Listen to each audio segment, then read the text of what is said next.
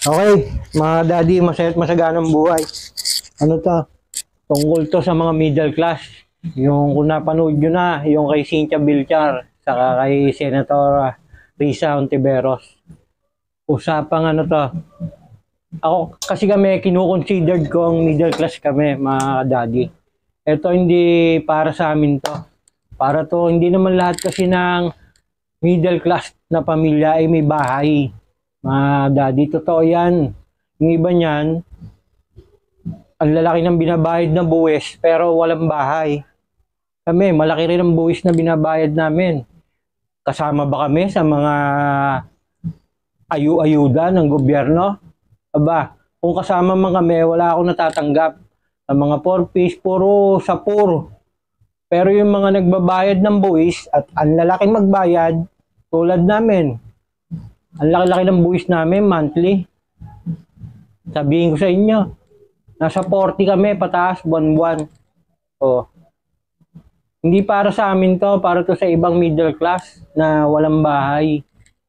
Kinokontra ni Cynthia Villar ang pagpapatayo para sa mga middle class. Na sila ang bumubuhay sa gobyerno, ang kanilang buwis, ang kanilang dugo at pawis, tapos hinaharang pa nila. Dapat na lang nilang gawin dyan yung mga middle class at i-verify nila kung talagang walang bahay, dapat mabigyan din. Hindi puro sapur. Paano naman kami na mga nagbabayad ng buwis? 'Di ba? Sana pag-isipan 'yan. Parang ang gusto kasi sa totoo lang, ang target, sino ba target ni Cynthia Villar? Ang middle class na bumili sa kanyang mga bahay. Kasi kapag nagpatayo ang gobyerno ng ganyan at mura, aba, baka mawalan sila. Tingin ko yun ang iniisip nyo eh.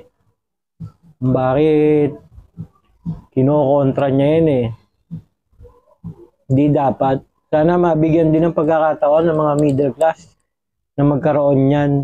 Dali lang naman yan. Di verify kung talagang yung middle class na yun walang bahay. Nangungupahan, halos pinagkakasya lang ang kanilang kinikita. May karapatan din naman siguro sila na magkaroon yan.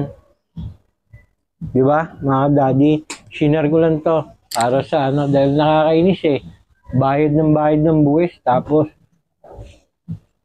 pabahay lang para sa mga middle class, ayaw pa ibigay nito ni Cynthia. Okay, mga daddy, thank you sa panonood. Masaya't masaganang buhay.